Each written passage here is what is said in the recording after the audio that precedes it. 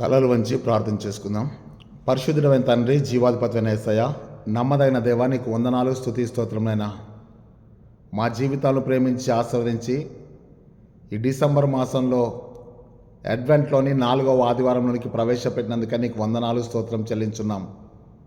యేసుక్రీస్తు ప్రభువా, ప్రపంచమంతా కూడా నీ యొక్క జన్మదిన సంబరముల కొరకై నీ రాకడను జ్ఞాపకం చేసుకొని వారి కుటుంబములు, వారి పిల్లలు, వారి దేవాలయములు, వారి సంఘములు తమను తాము అలంకరించుకొని సిద్ధపడుచున్న దినములలో దీనమైన మమ్మలను సజీవులుగా లెక్కించి నీ కృపలో జ్ఞాపకం చేసుకున్నందుకే నీకు వందనాలు.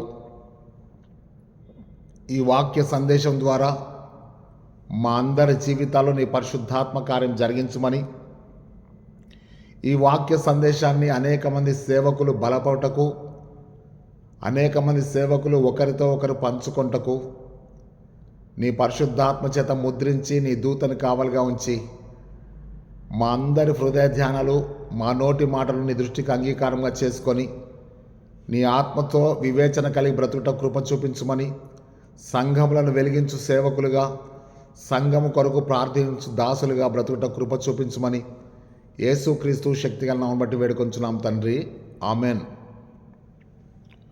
ప్రియమైనటువంటి దేవుని బిడ్డలారా, ప్రభువైన యేసుక్రీస్తు నామములో మీ అందరికి కూడా శుభం తెలియజేస్తున్నాను. అడ్వెంట్లో మనము 4వ ఆదివారంలోకి వచ్చేసాము. ప్రభు యొక్క రాకడను గురించి మనం సమీప దినాల్లో ఉన్నాం కనుక మీ అందరికి కూడా ప్రభువైన యేసుక్రీస్తు నామములో అడ్వెంట్లోని 4వ ఆదివారంకు మీకు ఆహ్వానం తెలియజేస్తున్నాను.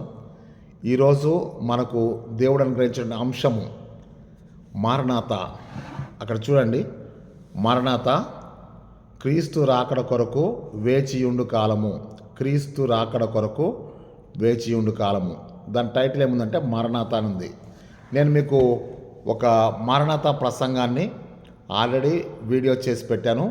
దయచేసి మీరు దాన్ని చూడండి. ఒకవేళ మీకు అది అందుబాటులో లేకపోతే నాకు టెక్స్ట్ మెసేజ్ పెట్టినా వాట్సాప్లో పర్వాలేదు, లేకపోతే ఫోన్ చేసినా నేను మీకు తప్పకుండా ఆ యొక్క లింక్ పంపిస్తాను. కాబట్టి మరణాత గురించి మీరు మరి ఒకసారి ఆ యొక్క వాక్యాన్ని వినండి, మిమ్మల్ని మీరు సిద్ధపరచుకోవడానికి ఉపయోగపడుతుంది. అంశం ఏంటంటే క్రీస్తు రాకడ కొరకు వేచి ఉండు కాలము అనేటువంటి అంశాన్ని బట్టి మరి ఈరోజు మీతో దేవుని వాక్యం పంచుకోవాలని చెప్పి నేను ఆశపడుతున్నాను. మళ్ళీ చెప్తాను, క్రీస్తు రాకడ కొరకు వేచి ఉండు కాలం, మరణాత అని చెప్పింది. మరణాత గురించి నేను మీకు ఏం చెప్పానంటే, కొరింథీయులకు రాసిన మొదటి పత్రిక 16వ అధ్యాయము 22వ వచనం, 1 Corinthians 16 చాప్టర్ వర్సెస్ 22లో అక్కడ ప్రభువు వచ్చుతున్నాడు అనే మాట దగ్గర నెంబర్ 1 అని చెప్పి రాసి ఉంటుంది. అక్కడ ఫుట్ నోట్స్లో మరణాత అని చెప్పేసి అని 3 భాగాలు రాయి ఉంటుంది. ప్రభువా త్వరగా రమ్ము, ప్రభువు వచ్చుతున్నాడు, ప్రభువు రానయ్యున్నాడు అని చెప్పి. అది నేను మీకు చక్కగా ఆ యొక్క వాక్య సందేశంలో వివరించి చెప్పానంటే, ప్రభువా రమ్ము అంటే మనం ప్రభువుని ఆహ్వానిస్తున్నాం, దానికి మరణాతని వాడబడ్డది. ప్రభువు వచ్చుతున్నాడు అనే దానికి మరణాతని వాడబడ్డది. అంటే అది ప్రభు యొక్క 2వ రాకడను సూచిస్తుంది. మూడవది ప్రభువు వచ్చి ఉన్నాడు. ప్రభువు వచ్చి ఉన్నాడంటే అది ప్రభు యొక్క మొదటి రాకడను గురించి తెలియజేయబడింది. ఇది మీరు కొరింథీయులకు రాసిన మొదటి పత్రిక 16వ అధ్యాయము 22వ వచనం దాన్ని చూడొచ్చు. మరణాత గురించి అనేక సంఘాల్లో కూడా నేను మీకు చెప్పాను. మరి గుంటూరులో బైబిల్ మిషన్ నుంచి కూడా మనం చూస్తున్నాం. మరణాత అని చెప్పి చెప్తారు. మనం అందరం ప్రైజ్ లార్డ్ అంటాం, వాళ్ళు ఏమంటారంటే మరణాత అని చెప్పి చెప్తారు. అంటే ప్రభు త్వరగా వచ్చుతున్నాడు అనొచ్చు, ప్రభు వచ్చి ఉన్నాడు అనొచ్చు, ప్రభువా త్వరగా రమ్ము అని మనం ఆహ్వానించడం కూడా అవుతుంది కదా. సో మరణాత అనేటువంటి దాన్ని మీరు ప్రీవియస్ ప్రసంగంలో మీరు వినండి. దయచేసి దాన్ని కూడా మీరు సబ్స్క్రైబ్ చేయండి. దాని గురించి కూడా బెల్ బటన్ నొక్కండి. దాని గురించి కూడా మీరు ఒకరికొకరు షేర్ చేస్తే, మీరు నా ద్వారా దేవుడు మిమ్మల్ని ఎట్లయితే బలపరుస్తున్నాడో మీ ద్వారా కూడా ఒక సేవకుడు బలపడితే ఒక సంఘం బలపడుతుంది. నా మొదటి నుంచి నా యొక్క ప్రార్థన అదే, ఒక సేవకుడు బలపడితే ఒక సంఘం బలపడుతుంది, ఒక సంఘం బలపడితే కొన్ని కుటుంబాలు బలపడతాయి. కాబట్టి సేవకులమైన మనము తోటి సేవకులకు దీన్ని షేర్ చేద్దాం. వారు కూడా మంచి వాక్యాన్ని అందించేటువంటి దైవజనులుగా వారిని కూడా మనం బలపరుస్తాం. దయచేసి మీరు గమనించండి. మరి ఈ మధ్య కాలంలో యూట్యూబ్లో ఉన్నటువంటి మరి మార్పుల వల్ల కావచ్చు, దేని వల్ల కావచ్చు నాకు తెలియదు, కానీ ఇదే ప్రసంగం ఇంగ్లీష్లో వస్తుంది. చాలామంది సేవకులు మోర్ దెన్ హాఫ్ నాకు ఫోన్ చేసి, అయ్యా మరి మీ ప్రసంగం ఇంగ్లీష్లో వస్తుంది ఎట్లా అని చెప్పేసి అన్నారు. మీరేం కంగారు పడొద్దు. ఇప్పుడు కుడి ప్రక్క చూడండి, మీరు ఇట్లా నా వీడియో చూస్తున్నారు కదా, ఈ కుడి ప్రక్కన మీరు ఇట్లా వీడియో మీద నొక్కినట్టయితే కుడి ప్రక్కన ఒక పువ్వు గుర్తుంటుంది, అది సెట్టింగ్స్ అని ఉంటుంది. ఆ సెట్టింగ్స్ మీద మీరు ప్రెస్ చేస్తే అది ఓపెన్ అవుద్ది. ఓపెన్ అయినాక ఆడియో ట్రాక్ అని వస్తుంది. దాని మీద నొక్కితే మీకు ఇంగ్లీషు, తెలుగు 2 ఆప్షన్స్ ఉంటాయి. అదేమవుతుందంటే ఇంగ్లీష్లో టిక్ పడ్డప్పుడు ఇంగ్లీష్లో వస్తుంది ప్రసంగం, తెలుగు అని చెప్పి పెట్టుకున్నప్పుడు తెలుగులో వస్తుంది. కాబట్టి మీరు దాన్ని ఏం చేయాలంటే తెలుగులోనికి మార్చుకున్నప్పుడు ఆ ఇంగ్లీష్ ప్రసంగం తెలుగులోనికి ట్రాన్స్లేట్ అయిపోద్దని జ్ఞాపకం చేస్తున్నాను. కాబట్టి ఆడియో ట్రాక్ అని ఉంటుంది, ఆడియో ట్రాక్ మీద నొక్కండి. అంటే 1, 2, 3లో ఉంటుంది. ఆడియో ట్రాక్ లేకపోతే మళ్ళీ మీరు ఒకసారి స్విచ్ ఆఫ్ చేసేసి మళ్ళీ మొబైల్ స్టార్ట్ చేసుకుంటే కూడా కొన్నిసార్లు తెలుగులోకి రావడానికి అవకాశం ఉంటుంది. చాలామంది సేవకులకి నేను ఇది చెప్పాను. ఒకవేళ మిమ్మల్ని ఎవరైనా సేవకులు అడిగితే కూడా చెప్పండి. కుడి ప్రక్కన టాప్లో రైట్ సైడ్లో సెట్టింగ్స్ అని ఒక ఫ్లవర్ గుర్తుంటుంది. ఆ ఫ్లవర్ గుర్తు మీద ప్రెస్ చేస్తే 1, 2, 3లో ఏముందంటే ఆడియో ట్రాక్ అని ఉంటుంది. దాన్ని ప్రెస్ చేస్తే తెలుగు, ఇంగ్లీష్ వస్తే తెలుగులోకి నొక్కితే మళ్ళీ అది తెలుగులోకి వచ్చేసని చెప్పి నేను మీకు జ్ఞాపకం చేస్తాను. దయచేసి గమనించండి. ఫస్ట్ దాన్ని వీడియో నొక్కాలి. ఆ వీడియో నొక్కితేనే ఆ సెట్టింగ్స్ అనేది కనబడుతుంది. అప్పుడు ఆ సెట్టింగ్స్ నొక్కితేనే మనం మిగిలిన కార్యక్రమం చేయొచ్చు. కాబట్టి ముందు మీ చూపుడు వేలుతో ఆ వీడియోని ఇట్లా ప్రెస్ చేయండి. అప్పుడు కుడి ప్రక్క ఉన్నటువంటి సెట్టింగ్స్లోకి వెళ్ళి ఆడియో ట్రాక్లోకి వచ్చి మరి దాని ట్రాక్లో మార్చేసేయండి. ఆడియో ట్రాక్ వచ్చేసి ఏమంటే లాంగ్వేజ్ ఉంటాయి. కాబట్టి దయచేసి ఈ చిన్న విషయాన్ని మీరు మార్పు చేసుకోండి. ఇంకెవరన్నా అడిగితే కూడా మీరు దాన్ని మీరు వాళ్ళకి చెప్పండి. దైవజనులకు మీరు కొంత సహాయం చేసిన వాళ్ళు అవుతారు. రెండో విషయం ఏంటంటే మరి ఈరోజు మనం వినేటువంటి వాక్య భాగము ముందుగా మీరేం చేస్తారంటే ఖచ్చితంగా మన సంఘస్థులు కూడా చెప్పి ఈ వీడియో లేకపోతే ఈ ప్రసంగాల్ని సబ్స్క్రైబ్ చేసి బెల్ బటన్ నొక్కమని చెప్పండి. తర్వాత ఈ వీడియో మొత్తం కూడా మీరు ఎప్పుడైతే ప్రసంగం రాసుకుంటారో మళ్ళీ మీరు దాన్ని ఎన్నిసార్లైనా ఎన్ని సంఘాల్లో అయినా కానీ మీరు దేవుని వాక్యం చెప్పడానికి మీకు ఉపయోగం. అంటే మీ ఓన్ హ్యాండ్ రైటింగ్తో రాసుకునేటువంటి వాక్యం కాబట్టి మీరు సిద్ధపడతారు. కాబట్టి తప్పకుండా దేవుడు మీకు ఇంకా అనేక స్థలాల్లో వాక్యం చెప్పడానికి ఉపయోగపడుతుంది. కాబట్టి ఈ యొక్క వాక్య సందేశాలని ప్రార్థనాపూర్వకంగా వినండి, మిమ్మల్ని మీరు సిద్ధపరచుకోండి. నాకంటే కూడా మీరు పరిశుద్ధాత్మలు ఇంకా మంచి వాక్యాన్ని అందించాలి. అట్టి కృప దేవుడు మనందరికీ దయచేయునుగాక. దేవుడు మనందరినీ దీవించునుగాక. ఇప్పుడు మనం వాక్య సందేశాలకు వెళ్దాం. వాక్య సందేశంలో ఏముందంటే క్రీస్తు రాకడ కొరకు వేచియుండు కాలము. ఇక్కడ మీరు స్పష్టంగా ఆలోచన చేయండి. క్రీస్తు అనేటువంటి మాటకు అర్థమేంటంటే అభిషక్తుడు. యేసు అనగా రక్షకుడు, క్రీస్తు అనగా అభిషక్తుడు. అభిషక్తుడు లేదా మెస్సియా లేదా ప్రభువు. మీరు ఇదంతా స్పష్టంగా వినండి. క్రీస్తు, అభిషక్తుడు డాష్, మెస్సియా డాష్, ప్రభువు. ఇంకా లాస్ట్లో రాసుకుంటే రాజు. అభిషక్తుడు అంటే రాజు అని చెప్పి అర్థం, అభిషేకించబడినవాడు. సో ఇక్కడ క్రీస్తు అన్న, అభిషక్తుడన్నా, మెస్సియా అన్న, ప్రభువు అన్న లేదా రాజు అన్న. ప్రభువు రాకడనగా క్రీస్తు రాకడ, క్రీస్తు రాకడనగా అభిషక్తుని రాకడ. కాబట్టి మీరేమి కూడా కంగారు పడద్దు. ఇవన్నీ కూడా పర్యాయ పదాలని చెప్పి జ్ఞాపకం చేస్తున్నాను. ఆ తర్వాత భూమి మీద 2 జనాంగాలు ఉన్నాయి. మళ్ళీ చెప్తాను, బైబిల్ ప్రకారంగా మళ్ళీ చెప్తాను. బైబిల్ అనేది యూదుల కాన్సెప్ట్ నుంచి వ్రాయబడ్డటువంటిది. యూదా పద్ధతి అంటే ఇజ్రాయేలీలు యూదా జనాంగమునకు అనువాద విధంగా వ్రాయబడినటువంటి బైబిల్ గ్రంథం. యూదుల విశ్వాసానికి కేంద్రము ధర్మశాస్త్రం. యూదుల విశ్వాసానికి కేంద్రం ధర్మశాస్త్రం. క్రైస్తవుల విశ్వాసానికి బైబిల్ కేంద్రంగా ఉంది కదా. కేంద్రం మన విశ్వాసానికి కేంద్రం ఏంటంటే బైబిల్ గ్రంథం. యూదుల విశ్వాసానికి కేంద్రం ఏంటంటే ధర్మశాస్త్రం అనగా పంచగ్రంథాలు ఆది కాండము, నిర్గమకాండము, లేవ్యకాండం, సంఖ్యాకాండం, ద్వితీయోపదేశకాండం. ఈ 5 కాండాలు మాత్రమే వారు నమ్ముతారు తప్ప ఇక మిగిలినవి ఏవి కూడా వారు తమ గ్రంథాల్లోకి తీసుకోరు. అనగా భూమి మీద యూదుల సాంప్రదాయ ప్రకారంగా 2 జనాంగాలు మాత్రమే ఉన్నాయి. ఒకటేమో దేవుని జనాంగము, రెండవదేమో అన్య జనాంగం. మీరు బాగా అర్థం చేసుకోండి ప్రియులారా. భూమి మీద 2 జనాంగాలు ఉన్నాయి. ఒకటేమో దేవుని ప్రజలు, దేవుని ఎరుగని ప్రజలు. ఓకేనా? దేవుని ఎరుగని ప్రజలు ఏమనంటే అన్యజనులు అన్నారు. దేవుని ప్రజలు ఏమన్నారంటే దేవుణ్ణి కలిగిన ప్రజలు, ఎరిగిన ప్రజలు కాదు, దేవుణ్ణి కలిగి ఉన్న ప్రజల్ని దేవుని ప్రజలు అన్నారు. దేవుని ఎరగని వారిని అన్యజనులు అని చెప్పేసి అన్నారు. ఇది బైబిల్ మొత్తము లేకపోతే ధర్మశాస్త్రం మొత్తం చెప్పేటువంటిది, సూత్రం మొత్తం ఇదే. కాబట్టి పాత నిబంధనలో మనకి ఇద్దరే కనబడతారు, క్రైస్తవులు కనబడరు. ఎందుకంటే అక్కడ క్రీస్తు అనేటువంటిది వాళ్ళ పర్యాయంలో లేదు కాబట్టి. కానీ యేసు క్రీస్తు కొత్త నిబంధన నుంచి ఉన్నాడు. అంటే ఆయన శరీరధారిగా అయినప్పుడు ఆ శరీరధారి అయినటువంటి దేవుని కుమారునికి యేసు అనే పేరు పెట్టారు. కాబట్టి యేసు క్రీస్తు అనబడ్డాడు. ఓకేనా? మార్కు సువార్త 1:1 యేసు క్రీస్తు దేవుని కుమారుడు, దేవుని కుమారుడు అని యేసు క్రీస్తు సువార్త ప్రారంభం అని ఉంటుంది, మార్కు 1:1. అది ఇక్కడ మనం గమనించాల్సిన విషయం అంటే క్రొత్త నిబంధనలోకి వచ్చే వరకు యూదులు ఉన్నారు, యూదా జనాంగం ఉంది, అనగా దేవుని ప్రజలైనటువంటి యూదులు ఉన్నారు. నెంబర్ 2 క్రీస్తు బిడ్డలు క్రైస్తవులు ఉన్నారు, క్రైస్తవ జనాంగం ఉంది. ఓకేనా? యూదా జనాంగం ఉంది, క్రైస్తవ జనాంగం ఉంది, అన్యజనులు కూడా ఉన్నారు. 3 భాగాలు అయిపోయారు. మరి క్రైస్తవులు ఎక్కడి నుంచి వచ్చారు అని అంటే అంత్యోకాయలో ఉన్నటువంటి శిష్యులు మొట్టమొదటిగా క్రైస్తవులు అనబడ్డారు.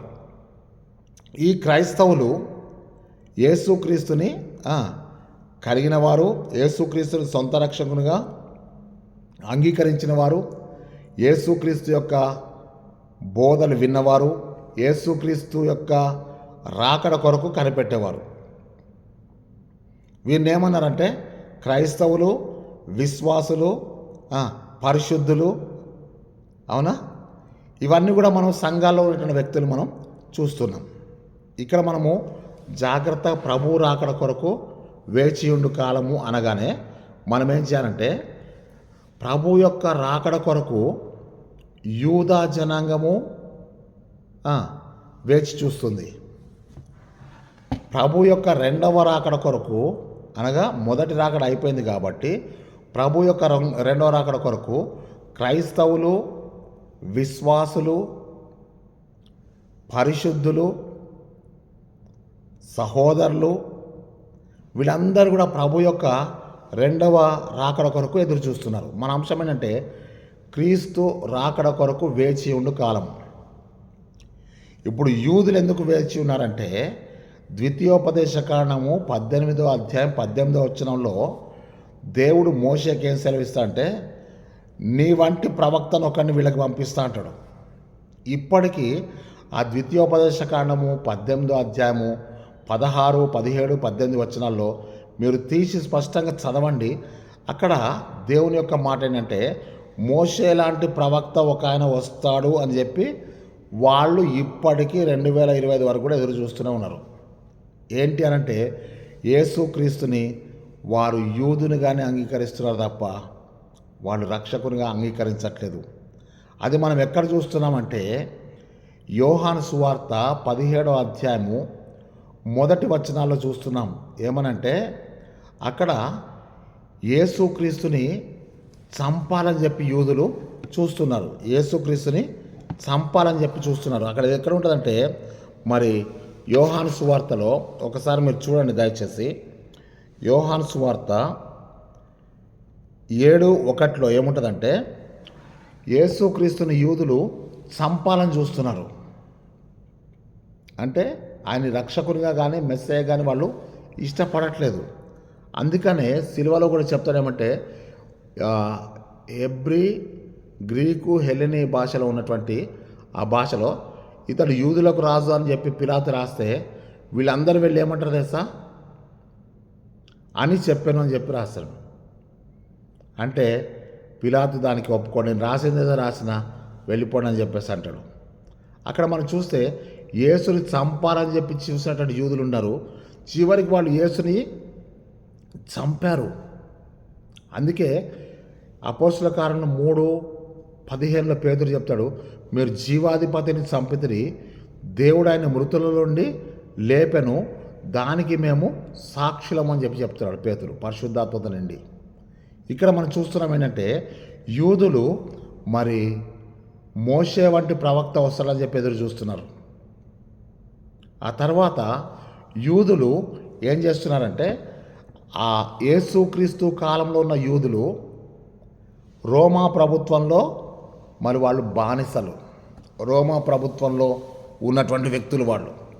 రోమా ప్రభుత్వం వాళ్ళ మీద యజమాని చేస్తున్నారు. అందుకనే కైసరు ఐగుస్తు వలన ఆజ్ఞ అంటే జనసంఖ్య రాయాలని చెప్పేసి అన్నప్పుడు అంటే రోమా ప్రభుత్వం. పిలాతు యేసుకి మరణశిక్ష విధించాడు. అంటే రోమా ప్రభుత్వం చేత నిర్ణయించబడినటువంటి గవర్నర్ కనుక అతనికి మాత్రమే మరణశిక్ష విధించే హక్కు ఉంటుంది కనుక అతడు మాత్రమే. అంటే యేసు ప్రభు కాలములో,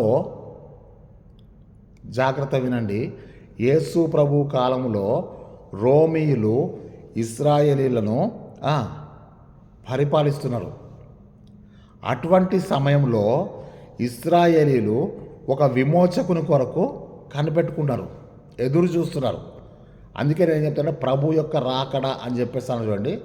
వాళ్ళు ఏమనుకుంటున్నారంటే అక్కడ సమరయ స్త్రీ 4వ అధ్యాయంలో మనం చూస్తున్నాం 25వ వచనంలో, అనగా యోహాను సువార్త 4వ అధ్యాయము 25వ వచనంలో ఏం చెప్తా అంటే క్రీస్తు అనబడిన మెస్సయ్య వచ్చినప్పుడు మాకు ఇవన్నీ కూడా చెప్తాడు అని చెప్పేసి అంటే ప్రభు అంటాడు, అమ్మ నీతో మాట్లాడుతున్న నేనే ఆయనని చెప్పి చెప్తాడు. అంటే సమరయ్యలు ఏం చేస్తున్నారంటే క్రీస్తు అనబడిన మెస్సయ్య వస్తాడని చెప్పి వాళ్ళు ఇంకా ఎదురు చూస్తున్నారు. క్రీస్తు రాకడ కొరకు వాళ్ళు ఇంకా ఎదురు చూస్తున్నారు.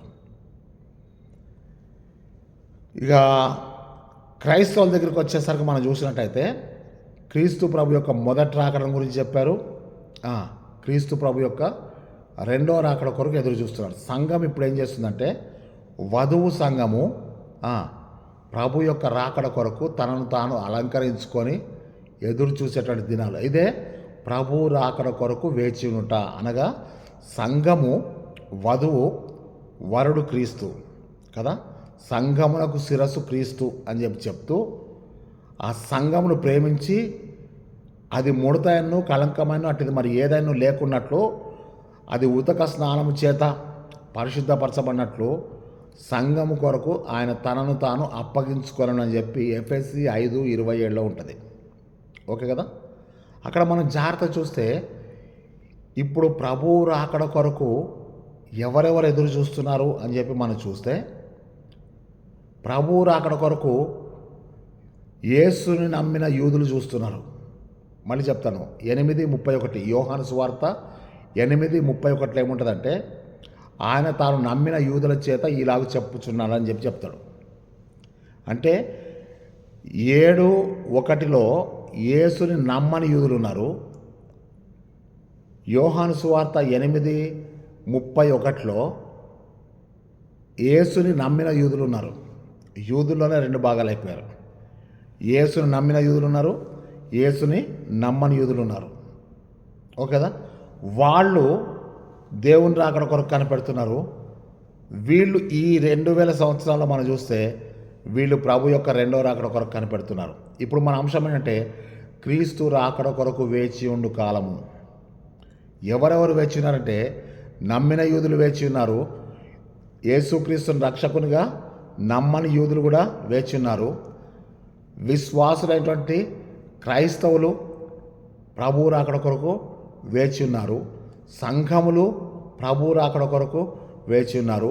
అన్యజనులు ప్రభు రాకడ కొరకు వేచి ఉన్నారు. మీరు బాగా గుర్తుపెట్టుకోండి. అన్యజనులు ప్రభు రాకడ కొరకు చూస్తున్నారు.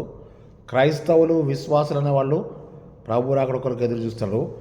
యేసుని నమ్మినటువంటి యూదులు ప్రభు రాకడ కొరకు చూస్తున్నారు. రెండో రాకడ కొరకు చెప్తున్నాను.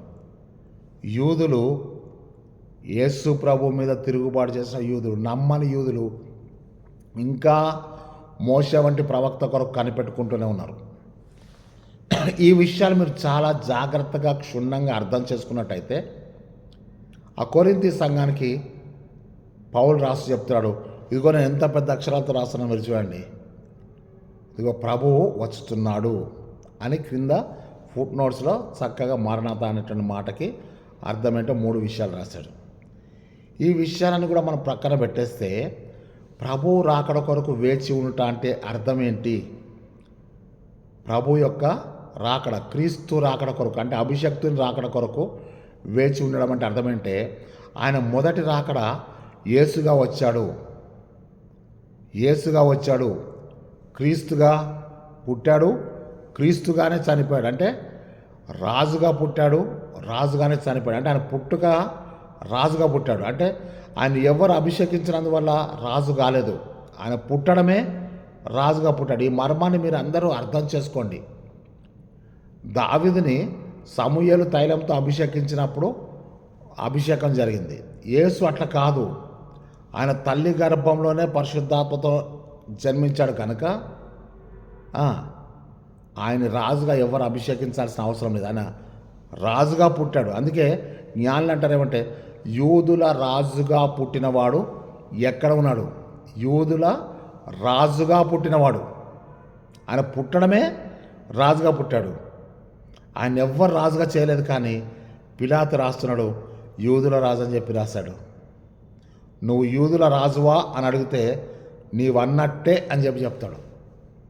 నీవన్నట్టే, అవును నేను యూదుల రాజునే అని చెప్తూ ఏమంటాడు సార్, నా రాజ్యము ఈ లోక సంబంధమైనది కాదు అని చెప్పి చెప్తాడు. అవునా? యోహాను సువార్తలో మీరు చూడండి 18వ అధ్యాయంలో, అవును నీవన్నట్టు నేను రాసునే, నా రాజ్యము ఈ లోక సంబంధమైనది కాదు అని చెప్తాడు. అంటే అర్థమైంది కదా సార్, ఈ లోకం అంటే భూ సంబంధమైంది. అవునా? ఇక్కడ మీరు జాగ్రత్త చూడండి, ఈ లోకంలో రాజ్యం కావాలంటే వేరొక రాజుని చంపి ఆ రాజు యొక్క రక్తాన్ని ఒలికిస్తే ఆ రాజ్యం మనదైపోద్ది. ఎదుటివాడిని తొక్కేసి మనం అంతస్తులోకి వెళ్ళిపోతున్నాం. ఇది భూలోక రాజ్యము, రాజకీయం. కానీ పరలోక సంబంధమైనటువంటి రాజ్యము, అది ఆత్మ సంబంధమైన రాజ్యం. ఆ రాజ్యంలో ప్రవేశించడం కొరకు, మనందరము ఆ రాజ్యంలో ప్రవేశించడం కొరకు యేసయ్య తన రాజ్య స్థాపన కొరకు తన రక్తాన్ని చిందించాడు. తన ప్రజలు కూడా తన రాజ్యం కొరకు హతసాక్షులు చేయబడ్డారు. భూలోక రాజ్యం వేరు, పరలోక రాజ్యం వేరు. పరలోక రాజ్యము ఆత్మ సంబంధమైంది, భూలోక రాజ్యము భౌతిక సంబంధమైంది. ఇప్పుడు మీరు కొంచెం అర్థం చేసుకోవాలి. ఆయన పరలోకమును విడిచి భూలోకానికి వచ్చాడు. అది ఆయన యొక్క మొదటి రాకడ. మొదటి రాకడలో ఆయన గొర్రెపిల్లగా వచ్చాడు. గొర్రెపిల్ల దేని గుర్తు? సాత్వికానికి గుర్తు, విధేయత గుర్తు. వధకు తేయబడిన గొర్రెపిల్లగా వచ్చాడు. అంటే ఆయన బలవంతంగా వధిస్తున్నారు. బొచ్చు కత్తిరించు అని యొద్ద గొర్రె మౌనంగా ఉన్నట్టు అతడు నోరు తెరవలేదు అని చెప్పి యెషయా గ్రంథం 53వ అధ్యాయంలో ఉంది. ఇక్కడ మనం జాగ్రత్త చూసినట్టయితే ఆయన మొదటి రాకడ సాత్వికంగా గొర్రెపిల్లగా వచ్చాడు. తన ప్రాణాన్ని పెట్టాడు, ఆయన వధించబడ్డాడు. కానీ ఇప్పుడు మనం ఉన్నది ప్రభు యొక్క 2వ రాకడ దినాల్లో ఉన్నాం. ఈ 2వ రాకడ దినాల్లో ప్రభు రాకడ కొరకు వేచి ఉండు కాలం అనే అంశాన్ని ధ్యానిస్తున్నాం. ఇక్కడ మళ్ళీ మీ అందరికి ఒక అనుమానం. ఏంటి అనుమానం అంటే, అయ్యా ప్రభు రాకడ అనే అంశము ప్రతి సంవత్సరం వస్తుంది, అడ్వెంట్ అనేటువంటి కాలము ప్రతి సంవత్సరం 4 వారాలు వస్తున్నాయి, కానీ మరి ఇంకా ప్రభు ఎందుకు రావట్లేదు అని చెప్పి చాలామంది నన్ను సేవకులు అడిగారు, విశ్వాసులు అడిగారు, సహోదరులు అడిగారు. వారందరికీ కూడా నేనేం చెప్తున్నా అంటే,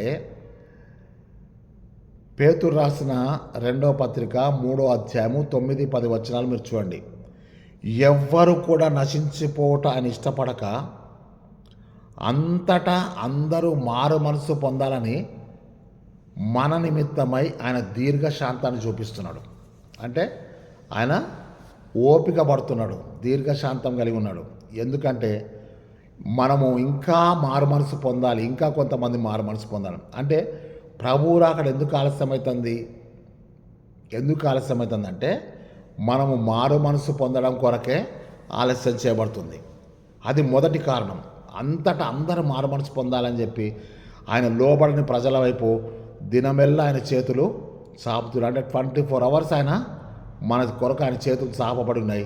ఆయన గాయపడినటువంటి హస్తముల చేత మన కొరకు వేచి ఉన్నాడు. మనము ఆయన రాకడ కొరకు వేచి ఉంట కాదు, ఆయనే మన కొరకు 24 గంటలు దినమెల్లా ఆయన చేతులు చాపబడి ఆయన మన కొరకు వేచి ఉన్నాడని చెప్పి మనం జ్ఞాపకం చేసుకుందాం. రెండో విషయం అంటే ఎందుకు ప్రభువు రాకడ ఆలస్యమవుతుంది అని అంటే, ఈ వాక్యాన్ని వినే ప్రతి దైవజనుడు నేర్చుకోవాలి, చూడాలి, తెలుసుకోవాలి.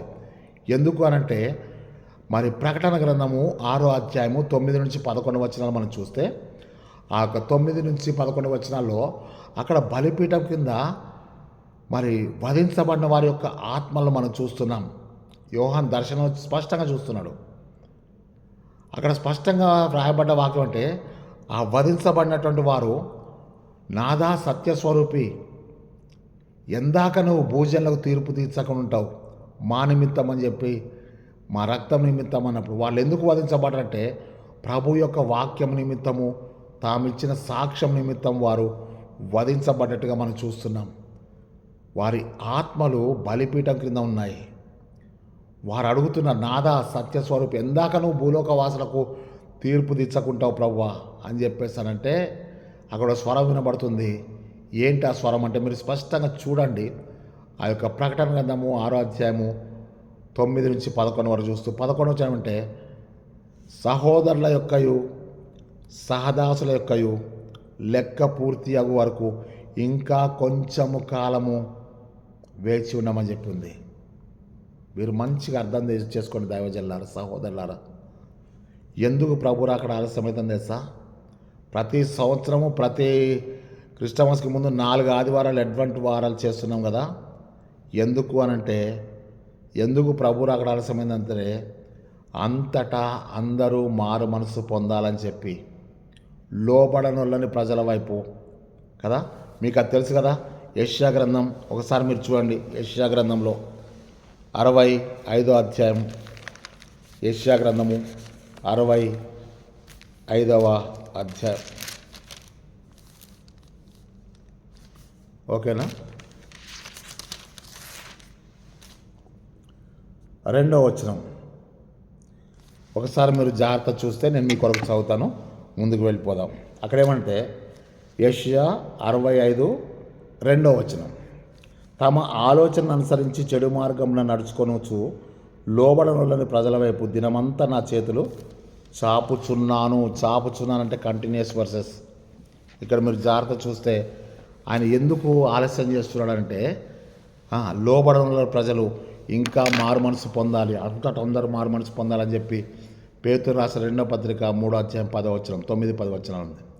ఇక్కడ మనం జ్ఞాపకం చేసుకుందాం. ప్రభువు రాకడ ఎందుకు ఆలస్యమవుతుంది? నీ కొరకు నా కొరకు ఆలస్యం చేయబడుతుంది.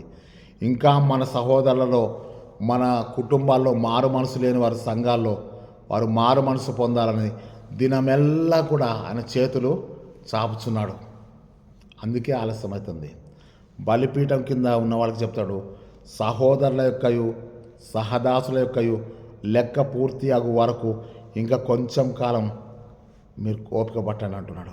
ఈరోజు దేవుడు నీకు నాకు చెప్తుంటే సంఘస్థులను ఇంకా సిద్ధపరచాలి, మనల్ని మనం ఇంకా సిద్ధపరచుకోవాలని చెప్పి నేను మీకు జ్ఞాపకం చేస్తున్నాను. ఇప్పుడు మనము ప్రభువు రాకడ కొరకు వేచి ఉండే వారి యొక్క 7 లక్షణాలు మనం చూద్దాం.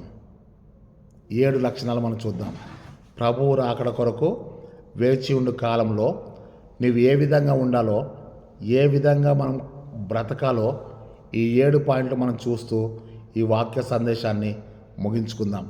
మొట్టమొదటిగా మనం ఏం చేయాలంటే వేచి ఉండుట అనే మాట చూద్దాం. వేచి ఉండుట అనేటువంటి మాటకి ఏమర్థం వస్తుందంటే ఎదురు చూచుట, అవునా? వేచి ఉంటా అంటే ఎదురు చూచుట. ఒక మాట చెప్తారు పల్లెటూరులో ఏమంటే, చూపుల కన్నా ఎదురు చూపులు మిన్నా అని ఉంటుంది. మీరు ఎప్పుడైనా విన్నారా మాట? చూపుల కన్నా ఎదురు చూపులు మిన్న అంటే అర్థం ఏంటి? ఇప్పుడు పెళ్లి కుమారుడు వస్తున్నాడు, లేకపోతే పెళ్లి కుమార్తె వస్తుంది.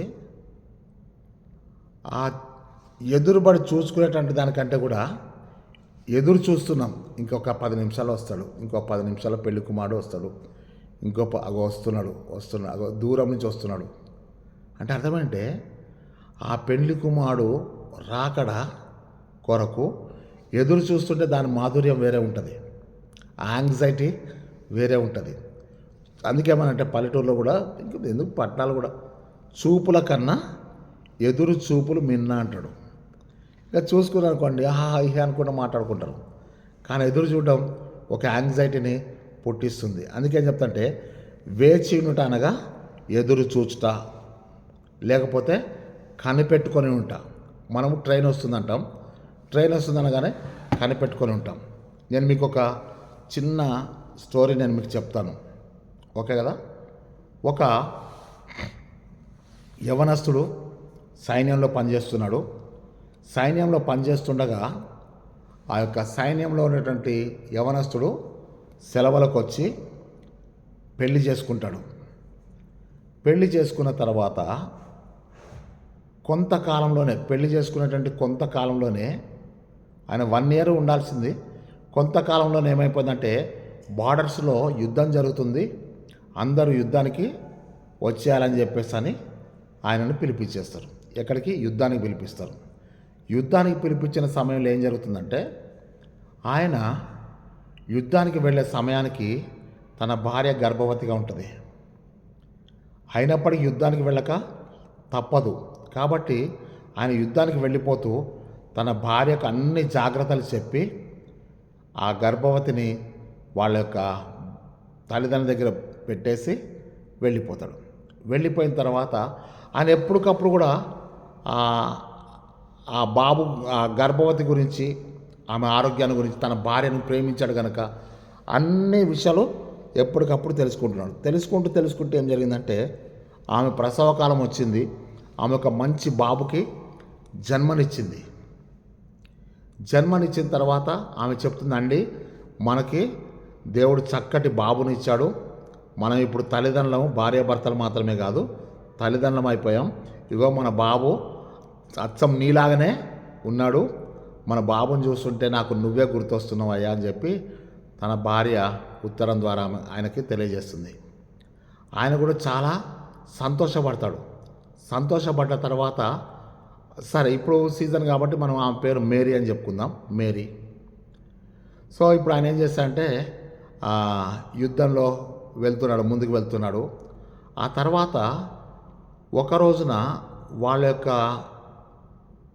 యుద్ధానికి వెళ్ళేటువంటి వాళ్ళందరూ కూడా, ఆర్మీ వాళ్ళందరూ కూడా ఒక రైల్లో ప్రయాణం చేసి వెళ్తున్నారు. ఆ రైలు ఎట్లా వెళ్తుందంటే వీళ్ళ సిటీ నుంచే, వీళ్ళు ఉన్నటువంటి గ్రామం నుంచే ఆ యొక్క రైలు వెళ్తుంది.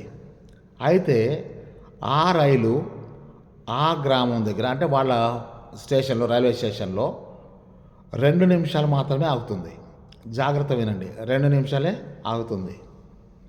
ఆగుతూ ఉంటే ఈయన ఏం చేస్తాడంటే తన భార్యకు ఉత్తరం రాస్తాడేమంటే, అమ్మ నేను బాబుని చూడాలని చెప్పి నేను చాలా ఎదురు చూస్తున్నా, బాబు కొరకు నేను ఎదురు చూస్తున్నా, బాబుని ఎప్పుడు చూడాలని చెప్పి, కాబట్టి నేను పలానా ట్రైన్లో వస్తున్నాను, అది ఆర్మీ వాళ్ళ కంపార్ట్మెంట్స్ అన్నీ కూడా వెనక భాగంలో ఉంటాయి, నువ్వు వెనక భాగంలోనే కూర్చొనుండు ప్లాట్ఫామ్ దగ్గర, నేను తప్పకుండా నిన్ను బాబుని చూసి వెళ్తాను అని చెప్పి చెప్తాడు. చెప్పి ఆయన ఉత్తరం రాస్తే పాపం ఈమె ఏం చేస్తుందంటే, మేరీ ఏం చేస్తుందంటే ఆ బాబుని పట్టుకొని రైల్వే స్టేషన్లో ఈవినింగ్ 5 o'clock 6 o'clock కూర్చుంటుంది. ఇది ఆ ట్రైన్ వస్తుందని ఇంకా ముందే వచ్చేసి తన భర్త కొరకు ఎదురు చూస్తుంటుంది, వేచి ఉంటుంది. వేచి ఉండు కాలం అని చెప్పాను కదా, ఆ వేచి ఉన్నటువంటి కాలం. తర్వాత కొంతకాలం అయిపోయిన తర్వాత, కొన్ని గంటలైన తర్వాత ఆ ట్రైను 4 గంటలు ఆలస్యం అని చెప్పి రాశాడు.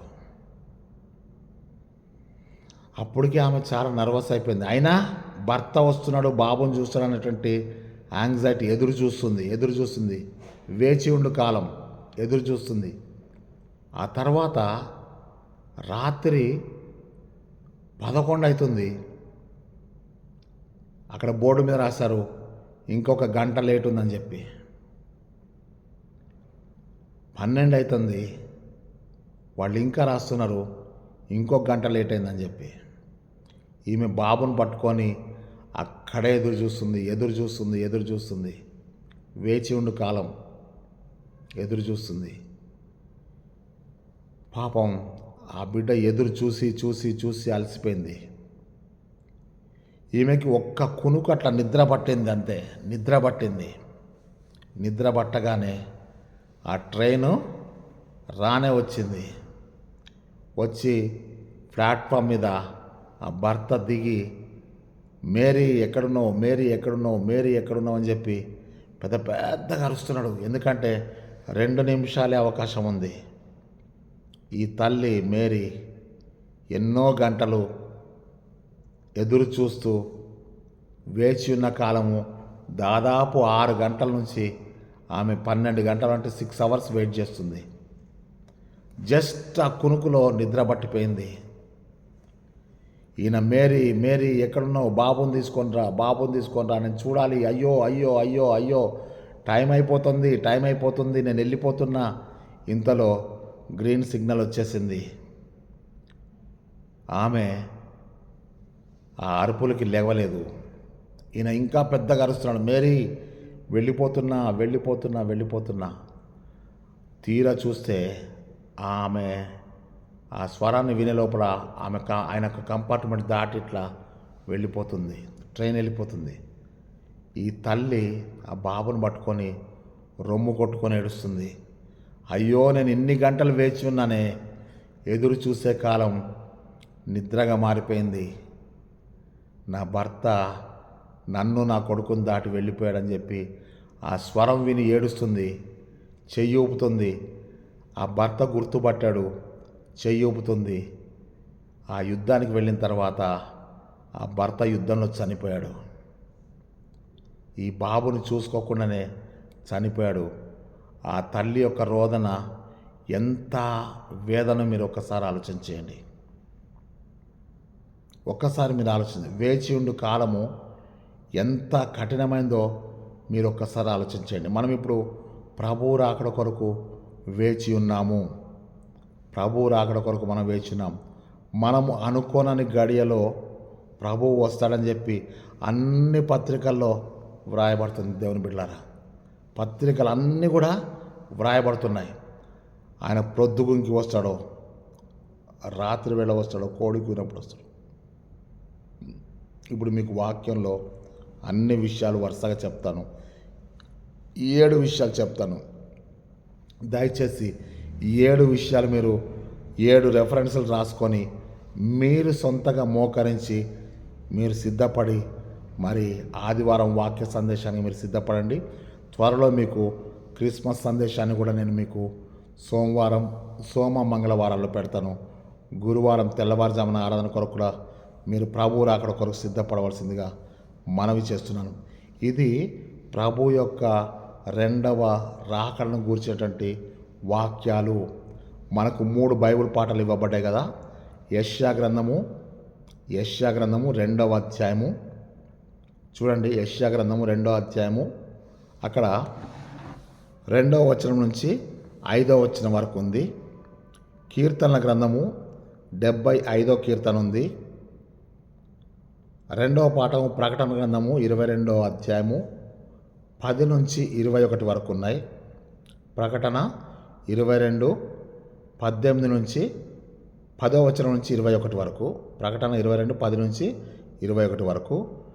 సువార్త పాఠాలు 2 రాయబడ్డాయి. ఒకటేమో యోహాను సువార్త 1వ అధ్యాయము 1 నుంచి 14 వచనాలు రాయబడ్డాయి.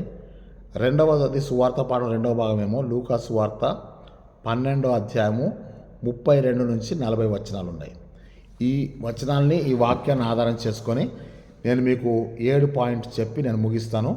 మీరు త్వరగా రాసుకోండి. మొట్టమొదటిగా మనము ప్రభు రాకడ కొరకు, క్రీస్తు రాకడ కొరకు వేచి ఉండు కాలములో, ఈ కాలంలో మొట్టమొదట మనం ఏం చేయాలంటే విశ్వాసాన్ని కలిగి ఉండాలి. ఓకేనా? విశ్వాసాన్ని మనము కలిగి ఉండాలి. విశ్వాసమందు నిలకడగా ఉండుడి, విశ్వాసమందు నిలకడగా ఉండండి అని చెప్తున్నాడు. అంటే అర్థమేంటంటే విశ్వాసం లేకుండా దేవునికి ఇష్టడై ఉంటే అసాధ్యము. హెబ్రీ పత్రిక 11:6. విశ్వాసం లేకుండా దేవునికి ఇష్టడై ఉంటే అసాధ్యము. తర్వాత ఏమంటాడు? దేవుని యొద్దకు వచ్చేవాడు తను ఉన్నాడని, తను అడుగువారికి దయచేవాడని నమ్మవాలని కదా అంటాడు. అవునా? విశ్వాసం అన్నది కదా, హెబ్రీ పత్రిక 11 మొత్తం విశ్వాస వీరుల జాబితా అని చెప్తాడు. విశ్వాసం అన్నది 11:1 నిరీక్షించబడి వాటి యొక్క నిజస్వరూపమును అదృశ్యమైనవి ఉన్నవనుటకును ఆధారమై ఉన్నవి. ఈరోజు దేవుడు ప్రభువు రాకడ కొరకు వేచి ఉండు కాలంలో మొట్టమొదట నీకేముండాలంటే విశ్వాసం ఉండాలి.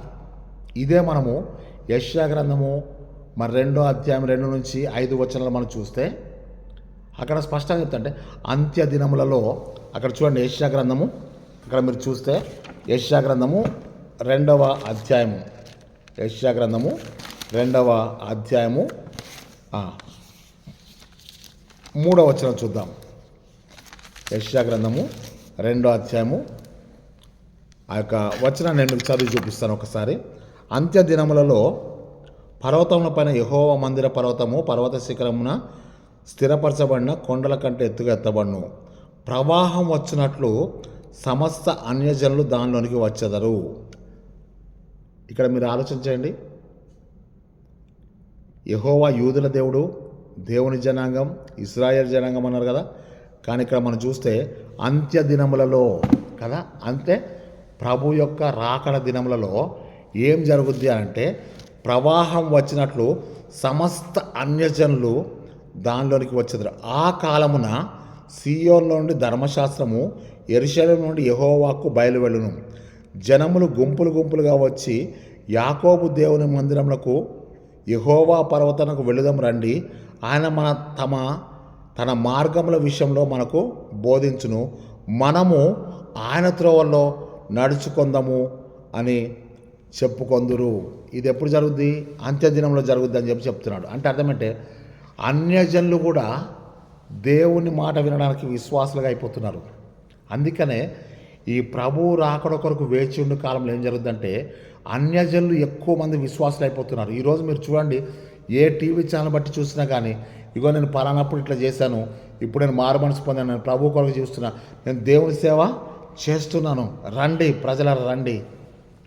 యేసు ప్రభు ఏమని చేస్తా, ప్రయాసపడి భారం మోసుకొంటున్న సమస్త జనుల రండి నా దగ్గర, నేను మీకు విశ్రాంతి అంటే సమస్త జనులు, సమస్త అన్యజనులు దేవుని పర్వతంలోకి వస్తున్నారు, దేవుని మందిరానికి వచ్చేస్తున్నారు. నా మందిరము సమస్త జనులకు ప్రార్థన మందిరం అనబడుతుంది కదా.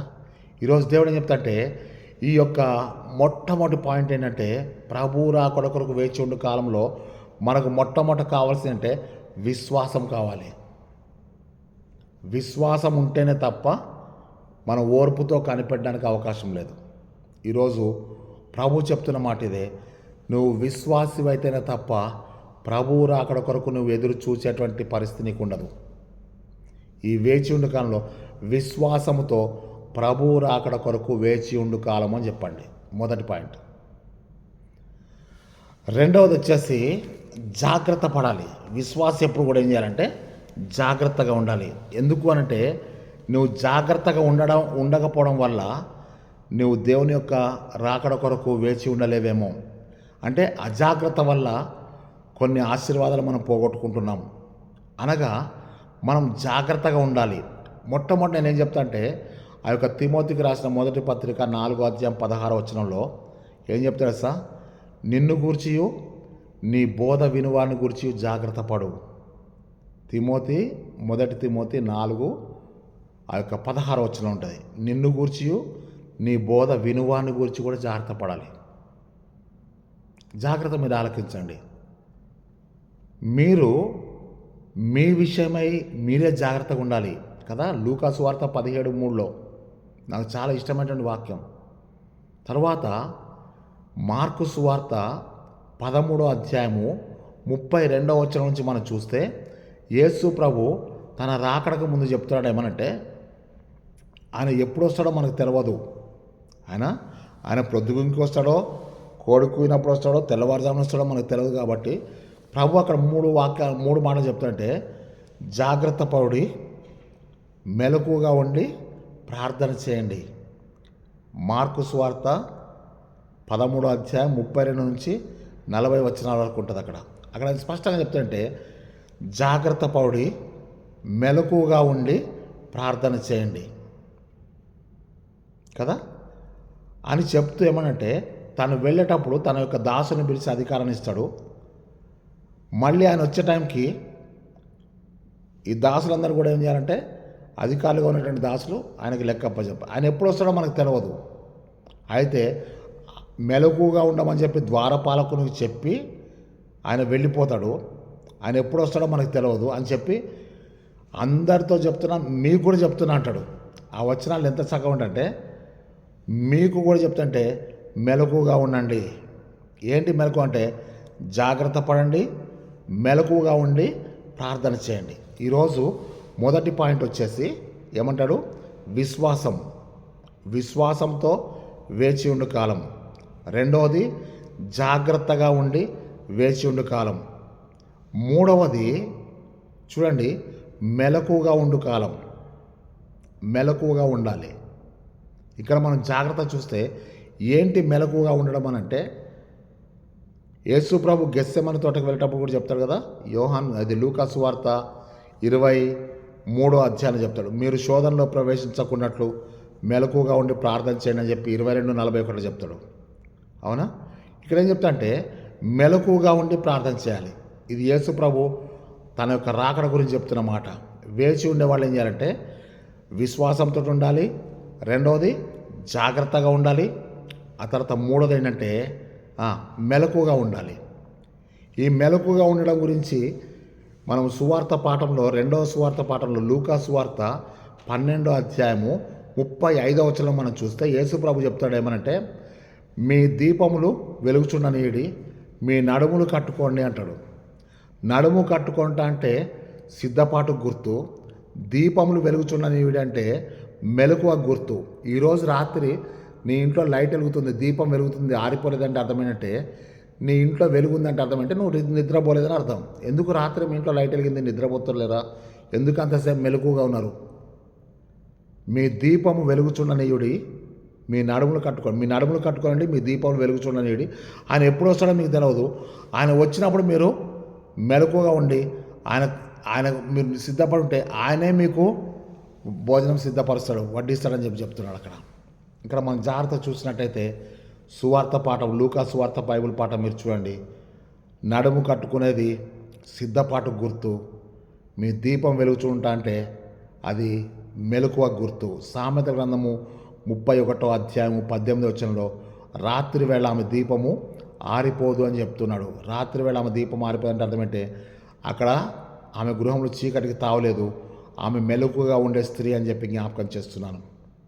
ఇక్కడ మనం జాగ్రత్త చూస్తే పరలోక రాజ్యంలో కూడా ఆ యొక్క ప్రకటన గ్రంథము 22వ అధ్యాయము 23-25 వచనాలు మనం చూస్తే స్పష్టంగా ఉందంటే, అక్కడ రాత్రి లేనందున ఆ తలుపులు ఎప్పుడు కూడా మూసివేయబడవని చెప్పి చెప్తున్నాడు. అంటే పరలోక రాజ్యంలో చీకటికి తావు లేదు అని చెప్పి చెప్తున్నాడు.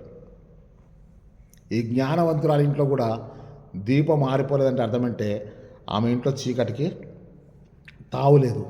మీ దీపం వెలుగుచుండనీయుడి అంటే అర్థమేంటంటే మీరు మెలకువగా ఉండండి అని అర్థం. సో ఆ యొక్క మూడో పాయింట్ ఏంటంటే మెలకువగా ఉండుట. ఓకేనా? తెస్సలోనికై మొదటి పత్రిక 5వ అధ్యాయము ఆ యొక్క 6వ వచనం కూడా మనకు చెప్తున్నాడు ఏమంటే, మనము చీకటి వారం కాము, మనం వెలుగు సంబంధులము, మనము మెలకువ కలిగి ఉందామని చెప్పేసి అంటాడు పౌలు తెస్సలోనికై సంఘానికి రాస్తూ. తెస్సలోనికయ మొదటి పత్రిక 5వ అధ్యాయము 6వ వచనం. అక్కడితోటి మనము ఈ యొక్క మెలకువ అనేటువంటి పాయింట్ మానేస్తే ముగించుకున్నట్టయితే 4వ పాయింట్ ప్రార్థన చేయట. యేసు ప్రభు స్టెప్ బై స్టెప్ చెప్పాడు. జాగ్రత్త పడి, మార్కు సువార్త 13వ అధ్యాయం 32-33 వచనాలు, జాగ్రత్త పడి మెలకుగా ఉండి ప్రార్థన చేయండి. ప్రార్థన చేయండి అంటే అర్థమంటే కంటిన్యూస్ ప్రాసెస్. అది కదా. మనం వాక్యంలో బైబిల్ మొత్తం మనం చూస్తే అబ్రహాము ప్రార్థించను, ఇస్సాకు ప్రార్థించను, యాకోబు ప్రార్థించను, యూదా ప్రార్థించను, ఎబ్బేజు ప్రార్థించను, మోషే ప్రార్థించను, దానియేలు ప్రార్థించను, దావీదు ప్రార్థించను, పౌలు ప్రార్థించను, ఇంకా సంఘం ప్రార్థించింది, ఏలియా ప్రార్థన చేశాడు, ఎలీషా ప్రార్థన. నేనేం చెప్తా అంటే ప్రార్థన ప్రార్థన ప్రార్థన ప్రార్థన. ప్రభు రాకడ కొరకు వేచి ఉండు కాలంలో నేను చేయాల్సిందంటే ప్రార్థన. మళ్ళీ మీకు చెప్తాను, సిద్ధపడ్డ వాళ్ళ గురించి నేను చెప్పినప్పుడు లాస్ట్ పాయింట్ 7వ పాయింట్కి వచ్చినప్పుడు నేను మీకు చెప్తాను, ఓకేనా. ప్రార్థన మన జీవం. రోమా 12:12 ఒక పాయింట్ మీరు రాసుకోండి. ప్రార్థన యందు పట్టుదల కలిగి ఉండండి. నీ ప్రార్థన సహవాస ప్రార్థన కావచ్చు, నీ ప్రార్థన ఉపవాస ప్రార్థన కావచ్చు, నీ ప్రార్థన ఏకాంత ప్రార్థన కావచ్చు, నీ ప్రార్థన కన్నీటి ప్రార్థన కావచ్చు. మళ్ళీ చెప్తాను, నీ ప్రార్థనలు ఏముండాలంటే పట్టుదల కలిగి ఉండాలి. నువ్వు విశ్వాసమైతేనే తప్ప నీ ప్రార్థనలో పట్టుదల ఉండదు. నువ్వు జాగ్రత్త పడే వ్యక్తివైతే తప్ప నీ ప్రార్థనలో పట్టుదల ఉండదు. ఈరోజు దేవుడు నీకు చెప్తున్నామా అంటే ప్రార్థన యందు పట్టుదల కలిగి ఉండండి. రోమా 12:12. నెక్స్ట్ పాయింట్ నేను మీకు చెప్తాను ఏంటంటే ప్రార్థన గురించి ఇంకా మీరు చాలా రెఫరెన్స్ మీరు యాడ్ చేసుకోండి దయచేసి. తర్వాత అక్కడ మనం చూస్తున్నామంటే మరి ప్రార్థన తర్వాత ఓర్పు కలిగి ఉండాలి. ఓర్పు. ప్రభువు రాకడ కొరకు ఎదురు చూస్తే మనకు ఓర్పు చాలా అవసరము. లూకాసు వార్త 21:19 మనం చూస్తున్నాం ఏంటంటే మీ ఓర్పు చేత మీ ప్రాణములు దక్కించుకొందురు. Patience is deeper than the ocean. అంటే ఓర్పు అగాధము కంటే గొప్పది. ఇక్కడ మనం జాగ్రత్త చూస్తే ఓర్పు ఓర్పు ఓర్పు. మనం యాకోబు పత్రిక 5:7-9 మనం చూస్తే ఒక రైతు తొలకరి వాన కొరకు ఎదురు చూస్తాడు, కడవరి వాన కొరకు ఎదురు చూస్తాడు, ఓపికతో కనిపెడతాడు. అందుకే చెప్తాంటే ప్రభువు రాకడ కొరకు మనం ఓపికతో కనిపెడదాం. నీకు కావాల్సింది ఏంటంటే ఓపిక కావాలి. ఓర్పునకు సహనమునకు యోబును మాదిరిగా పెట్టుకోండి అని చెప్తాడు. ఈరోజు ప్రభు సేవకులమైన మనకు చెప్తుంటే ఈ రోజుల్లో సేవకులకు సుఖం ఎక్కువైంది, శ్రమ తక్కువైపోయింది, కాబట్టి ఓర్పు కూడా తక్కువైపోయింది. మనము మన పిల్లలకి ఓపికతో కనిపెట్టేటువంటి ప్రార్థన జీవితాన్ని కలిగించమని ప్రార్థన చేసుకుందాం. ఎవరైతే ప్రార్థనలో పట్టుదల కలిగి ఉంటారో వారు జీవితంలో ఓర్పు కలిగి ఉంటారు. ఓర్పు ఓర్పు ఓర్పు. మీరు ఎక్కడైనా మీరు చూడండి, ఓర్పుతో కనిపెట్టాలి. మీరు సిమియోను విషయంలో చూడండి, సిమియోను రక్షణ కొరకు కనిపెడుతున్నాడు కదా. వృద్ధాప్యంలో 84 సంవత్సరాలు ఉన్నటువంటి హన్నాను ప్రవక్తని అప్పుడే దేవాలయంలోకి వచ్చి కొనియాడుతూ విమోచకుని కొరకు కనిపెట్టినటువంటి స్త్రీగా మనం చూస్తున్నాం. వాడు రక్షకుని కొరకు కనిపెట్టేటువంటి దినాలవి. అది మొదటి రాకడని చెప్పి నేను మీకు జ్ఞాపకం చేస్తున్నాను. మళ్ళీ జ్ఞాపకం చేసుకుందాం. నీ జీవితంలో నీ ఓర్పును కలిగి ఉంటేనే తప్ప ప్రభువు రాకడ కొరకు వేచి ఉండు కాలంలో నువ్వు గమనించాల్సిందిగా మనవి చేస్తున్నాను. ఆ తర్వాత మనం చూస్తే ఆదరణ. ఆదరణ గురించి మనము ఒక మంచి వాక్యం చూస్తాం. అది మొదటి తెస్సలోనిక పత్రిక 4వ అధ్యాయము చివరి వచనం. మొదటి తెస్సలోనిక 4వ అధ్యాయం చివరి వచనంలో ఈ మాటల చేత మీరు ఒకరినొకరు ఆదరించుకొనండి అని అంటాడు. ఈ మాటల చేత మీరు ఒకరినొకరు ప్రభువు రాకడ కొరకు మనం ఏం చేయాలంటే ఆదరించుకోవాలి ఒకరినొకరు. హెబ్రీ పత్రిక 10వ అధ్యాయము 24-25 మనం చూస్తే కొందరు సమాజంగా కూడుకొంట మానట్లు మీరు మానుకొనక ఒకరినొకరు పురికొల్పుకొనుచు ఆయన రాకడ వచ్చే వరకు కూడా మీరు ఎదురు చూడండి అని చెప్తాడు. హెబ్రీ 10:25 ఇక్కడ మీరు జాగ్రత్త చూస్తే మనకేం కావాలంటే ఆదరణ కావాలి. అక్కడ మనము ఇంకొక వాక్యాన్ని కూడా నేను మీకు చెప్తాను, ఒక నిమిషం ఆగండి. అక్కడ ఏం చెప్తా అంటే ఆదరణ కలిగి ఉండాలి అంటే ఓర్పునకు ఆదరణకర్త అయినటువంటి దేవుడు ఎవరంటే రోమా పత్రిక 15వ అధ్యాయము 4వ వచనంలో మనం చూస్తున్నాం. అక్కడ మనం చూస్తే 15వ అధ్యాయము 4వ వచనం మనం చూస్తే ఒకసారి నేను మీ కొరకు చదువుతాను, దయచేసి చూడండి. ఒక్క వచనం, ఒక్క నిమిషం. రోమాపత్రిక 15వ అధ్యాయము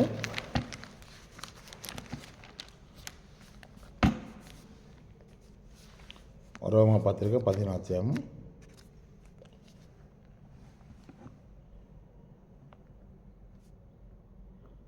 6వ వచనము చివరి భాగం చూద్దాం.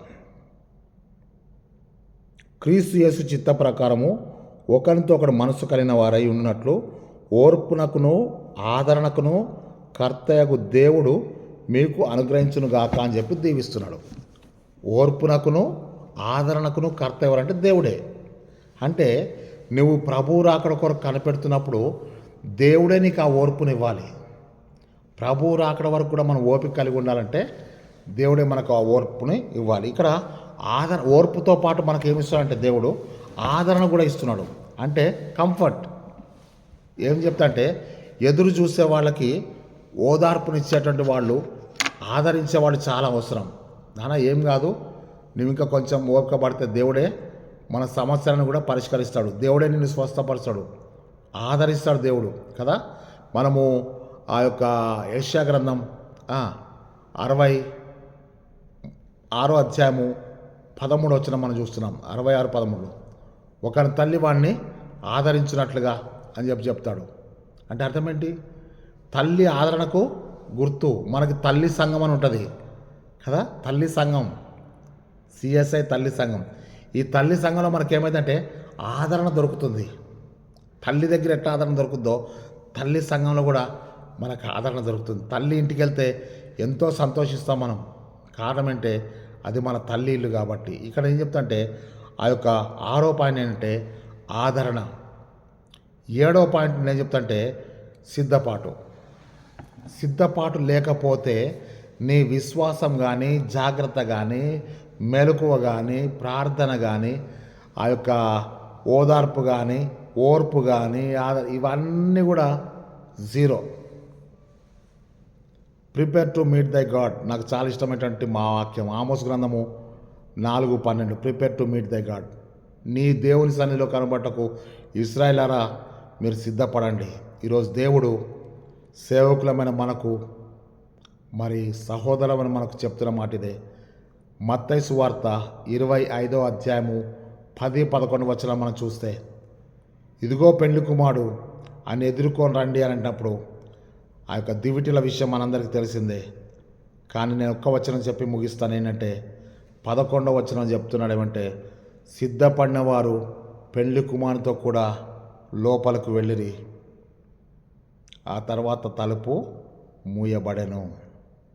ఇదే ప్రభు రాకడ కొరకు వేచిండు కాలంలో నీవు నిలిచాల్సిందే. సిద్ధపడిన వారు పెళ్లి కుమారునితో కూడా లోపలికి వెళ్ళిరి, అప్పుడు తలుపు మూయబడ్డది. ఒకసారి తలుపు మూయబడ్డ తర్వాత నీవు చేసే ప్రార్థన, నీ విశ్వాసము, ఉపవాసము, ఇవన్నీ కూడా ఇట్ విల్ బికమ్ జీరో. అయ్యా నేను పట్టుదలతో ఉన్నాను, విశ్వాసంతో ఉన్నాను, ఓర్పు కలిగి ఉన్నాను, ఆదరణకర్త దేవా నన్ను ఆదరించవు కదా తండ్రి, ఇవి ఏవి కూడా జరగవు ప్రియ దేవుని బిడ్డ. ఇదిగో ఆయన ఎప్పుడు వస్తాడో మనకు తెలియదు. లోకం అంటుంది ఏమంటే తెస్సలోనికయ 1:5 లోకులు నెమ్మదిగా ఉంది, భయం ఏమి లేదనుకున్న సమయంలో గర్భిణీ స్త్రీకి ప్రసవ వేదన వచ్చినట్టు ఆకస్మికంగా వారికి నాశనము తటస్థిస్తుంది. కొరింథీయులకు రాసిన 1 పత్రిక 15వ అధ్యాయము 50వ వచనం చెప్తున్నామంటే, ఇదిగో నేను మీకు ఒక మర్మం తెలియజేస్తున్నాను. మనమందరము నిద్రించము, కానీ రెప్పపాటున మనము మార్పు చెందాము. బూరం రోగును కడబూరం నవ్వుతుంది. కడబూర అంటే 7వ బూరం నవ్వుతుంది. మనమందరము రెప్పపాటున మార్పు చెందుతాం. అంటే ఈ రక్త మాంసాల శరీరంలోంచి మహిమ శరీరంలోకి వెళ్ళిపోతాం. కాబట్టి ఈ రక్త మాంసాల శరీరంతో ఉన్నంత కాలము విశ్వాసంతో ఉందాం, విశ్వాసం కలిగి ఉందాం, జాగ్రత్త కలిగి ఉందాం, మెలకువ కలిగి ఉందాం, ప్రార్థన యందు పట్టుదల కలిగి ఉందాం.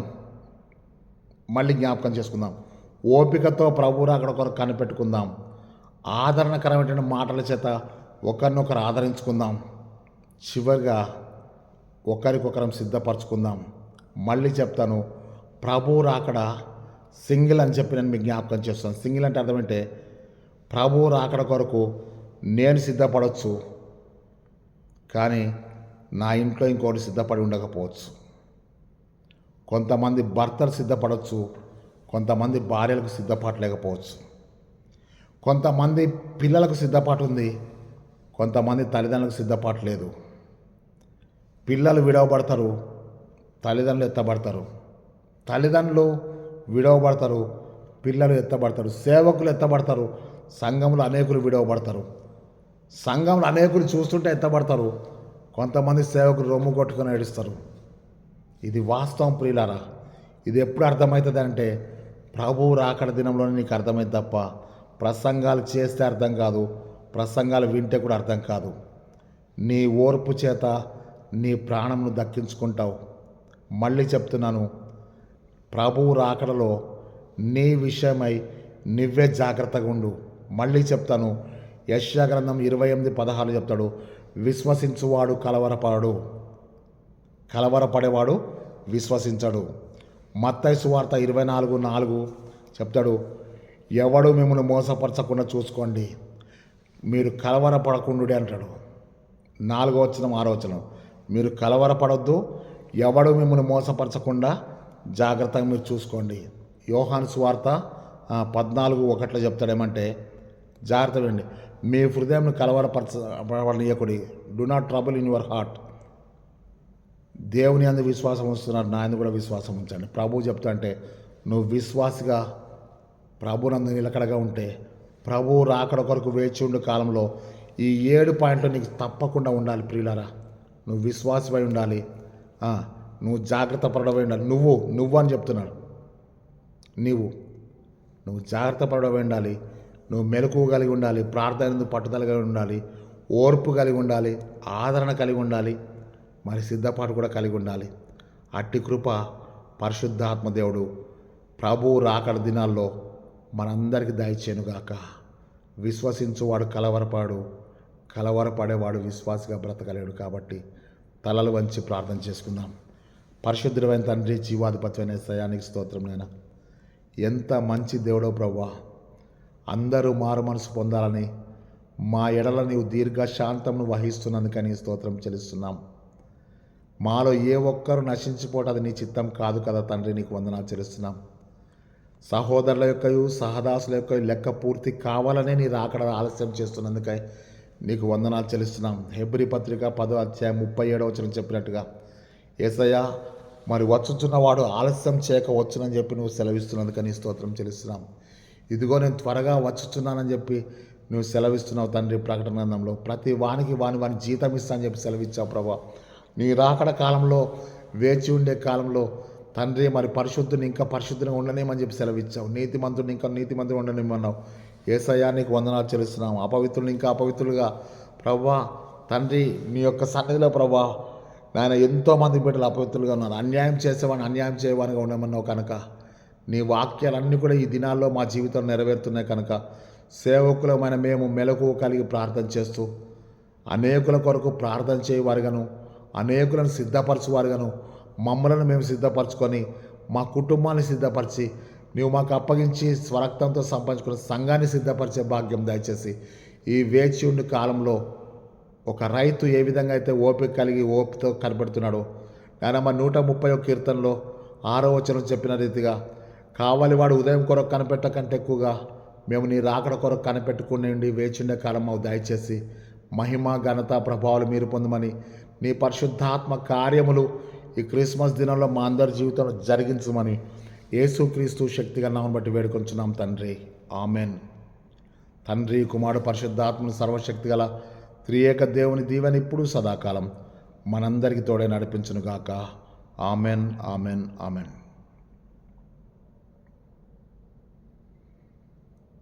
9553831316 అనేటువంటి నెంబర్కి మీరు ఫోన్ చేసి మీ ప్రార్థన, మీ సహకారాలు నాకు అందించవలసిందే మనవి చేస్తున్నాను. మీకు ఇంకేదైనా డౌట్ ఉంటే కూడా నాకు ఫోన్ చేయండి. మీకు తప్పకుండా దేవుని కృపను బట్టి నేను మీకు సరైనటువంటి జవాబు చెప్పడానికి ప్రయత్నం చేస్తాను. దయచేసి మీరు ఏం చేయాలంటే ఈ వాక్యాన్ని అనేకులకు షేర్ చేయండి, సబ్స్క్రైబ్ చేయండి, ఆ బెల్ బటన్ నొక్కండి.